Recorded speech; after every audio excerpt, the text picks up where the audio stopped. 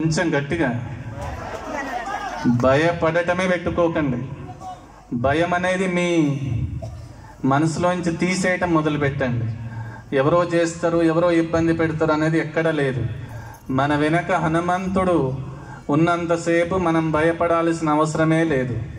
హనుమంతుడు లేనప్పుడే మనం భయపడాలి. హనుమంతుడు ఉన్నంతసేపు భయాన్ని దగ్గర తీస్తే మనుషులకు, మామూలు మూర్ఖులకు భయపడుతూ కూర్చుంటామా మనం? హనుమంతుడు మనతో ఉన్నంతసేపు భయాన్ని తీసేయాలి. భయాన్ని తీసేస్తే ఎవ్వరు మనల్ని ఏం చేయలేరు. భయం ఉంటే దేవుడు మనకు కనిపించడు. మనం భయపడితే అమ్మవారు మనకు కనిపించదు. అందుకనే భయాన్ని తీసి భగవంతుడి కోసం పరితపన చేసి భగవంతుణ్ణి సాక్షాత్కరించుకొని ఈ జీవితాన్ని వారి దిక్కు తీసుకువెళ్ళాలి. మీకు ఎవరికి ఇబ్బంది అనిపించట్లేదా? నేను మాట్లాడితే ఇబ్బంది అనిపిస్తే చెప్పండి. ఎందుకంటే నేను దర్శనం చేసుకుని ఇంట్లోకి పోగానే మా ఇంట్లో అమ్మ అంటుంది, అరే బాబు నీకు లోకజ్ఞానం లేదురా అంటది. అంటే నిజంగా నాకు లోకజ్ఞానం లేదు, కానీ దేవుడి విషయంలో మాత్రం జ్ఞానం ఉంది. దేవుడి విషయంలో నాకు జ్ఞానం ఉందమ్మా అని చెప్తాను. ఎందుకంటే మనం చేసేది దేవుడి కోసమే. నా జీవితం హనుమంతుడి కోసం అంకితం. హనుమంతుడు తప్పితే నా జీవితంలో ఇంకో భాగం లేనే లేదు, ఇంకో భాగం రానే రాదు. హనుమంతుడి కోసం ఈ జీవితం నడుస్తూ ఉంటుంది. నేను వెళ్ళిన తర్వాత కూడా, అంటే కొంతమందికి చావు ఉంటుండొచ్చునేమో, నాకు చావు ఉండదు. ఎందుకంటే నేను చావును జయించి వచ్చినోని. ఎందుకంటే అమ్మ అక్కడ అట్లా కోరుకుంది, నా కొడుకుని నీ అంతటి వాడిగా చెయ్యి అని చెప్పింది. తండ్రి చేతగాదు అని చెప్పినప్పుడే నాలో రోజు రోజు స్మరణ చేయాలనే ఆలోచన ఇంకా పెరుగుతూ వచ్చింది. మా తండ్రి నీవు దేనికి పనికి రావు అన్నప్పుడే ఇంకా చేయాలనే పరితపన పెరిగింది. కానీ చివరి క్షణంలో ఈ పీట మీద నాన్నగారు పోయింది, అందుకని నేను ఇదే పీట మీద కూర్చుంటా. అంటే ఈ పీటలో నాన్న ఉంటారు, నాన్న ఇచ్చే బలంతో మీతో మాట్లాడతా అని. అందుకనే తల్లిదండ్రి మీద ఎప్పుడైతే ప్రేమ ఉంటుందో, తల్లిదండ్రిని ఎవరైతే ప్రేమగా చూస్తారో, తల్లిదండ్రి మీద ఎవరైతే వారి మనసును చూయిస్తారో అట్లాంటి వాళ్ళు స్వర్గానికి వెళ్తారు అని అంటారు. స్వామి స్వర్గం ఉందా అంట. ఇదే స్వర్గం. మనమందరం కలవటమే స్వర్గం. మనందరితోటి స్మరణ చేయటమే స్వర్గం. మనందరితోటి ముందుకు వెళ్ళటమే స్వర్గం. కోపంతో ఏం జయించలేం. కోపం, మరి గురువుల కోపం వస్తుంది కదా అని అంటారు. గురువు యొక్క కోపం నిన్ను మార్చడానికి, మీలో ఉన్న కోపం మిమ్మల్ని ఏమార్చడానికి. ఒక్కొక్కసారి ఇక్కడ ఉన్న వాళ్ళ మీద కూడా నేను అప్పుడప్పుడు కోపం చేస్తూ ఉంటా. ఈ విధంగా చేయాలి, ఈ విధంగా ఉండాలి, ఈ విధంగా ముందుకెళ్ళాలి. ఒక్కసారి చెప్తా, 2 సార్లు చెప్తా, 3 సార్లు చెప్తా, 4వ సార్లు వారి కర్మ. ఎవరి కర్మకి వాళ్ళే కదా. ఈ 4 సార్లు మాత్రం నేను తప్పక చెప్తా. మీకు ఏమైనా ఇబ్బంది అవుతుందా అమ్మా? మీరు చేయాల్సింది ఏంది ఇప్పుడు? అమ్మా శ్రీరామ్ జయ రామ్ జయ జయ రామ్, శ్రీరామ్ జయ రామ్ జయ జయ రామ్, శ్రీరామ్ జయ రామ్ జయ జయ రామ్.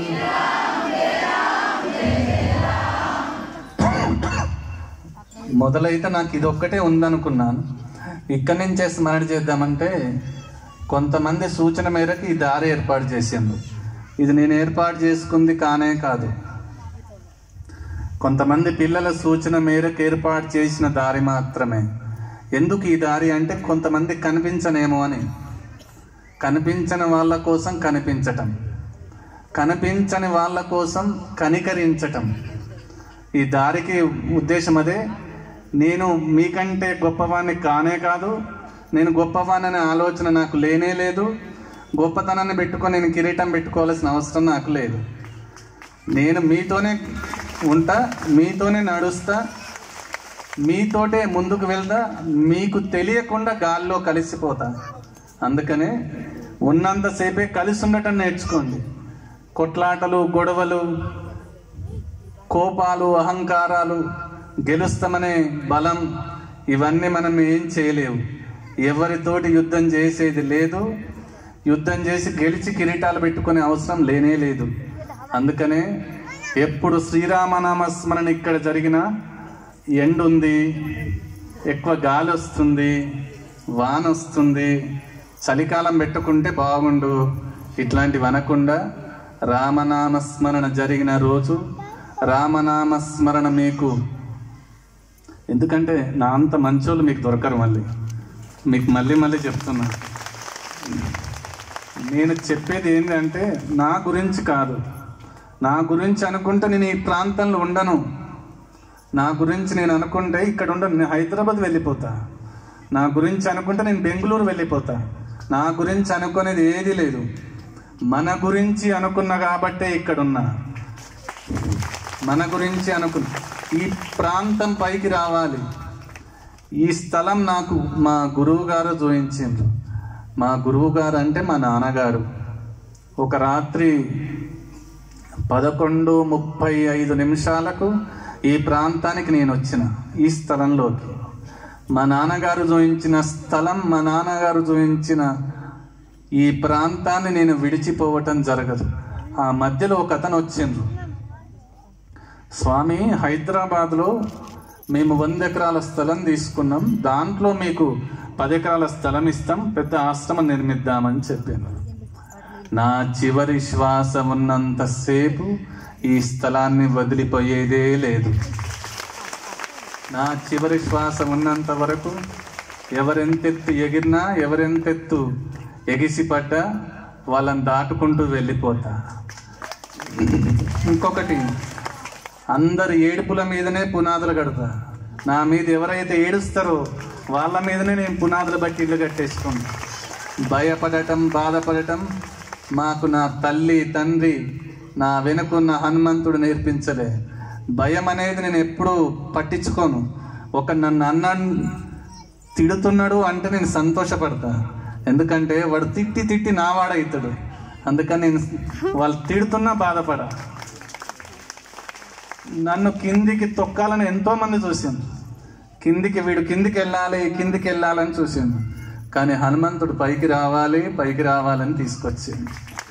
ఎందుకంటే పైన నా కోసం మా అమ్మ నాన్న ఎంత కొట్లాడుతున్నారో దేవుడి కోసం, మా వాడు పైకి రావాలి అని. అందుకనే ప్రతి తల్లిదండ్రి కూడా కొడుకు కూతురు కోసం అంత కొట్లాడుతూ ఉంటారు, నా కొడుకు నా కూతురు పైకి రావాలి అని. అందుకనే మీరు కూడా చేయాల్సింది ఏంది, తల్లి, తండ్రి, గురువు. మీకు మళ్ళీ చెప్తున్నా, నా అట్లాంటి వాడు మీకు దొరకడిగా. మీకు మళ్ళీ జన్మెత్తినా దొరకదు. ఇది రాసి పెట్టుకోండి. మీరు అంతే. మీరు ఒక పని చేయండి, ఇంట్లోకి వెళ్ళి నేను చెప్పింది రాసి ఒక ఫ్రేమ్ కట్టించుకొని ఇంట్లో పెట్టుకోండి. వీడు మళ్ళీ దొరకర్రా మనకు అని. అంత బలంగా ఉంటా నేను. భయాన్ని అస్సలు దగ్గరికి రానయ్యాను. ఎవరి గురించి భయపడను. కానీ నా అన్న వాళ్ళ కోసం ఎంత దూరమైనా సరే ముందుకొస్తా. నా వాళ్ళు వీళ్ళు అనుకుంటే వాళ్ళ కోసం ఎంత దూరమైనా సరే, భయం లేకుండా, బాధ లేకుండా, బెరుకు లేకుండా నిశ్చింతగా నిక్కచ్చిగా వచ్చేస్తా. అంత బలంగా ఉంటా నేను. కాబట్టి మీరు కూడా శ్రీరామనామ స్మరణ చేయండి. నాకన్నా బలవంతులు కాండి. శ్రీరామ్ జయ రామ్ జయ జయ రామ్, శ్రీరామ్ జయ రామ్ జయ జయ రామ్.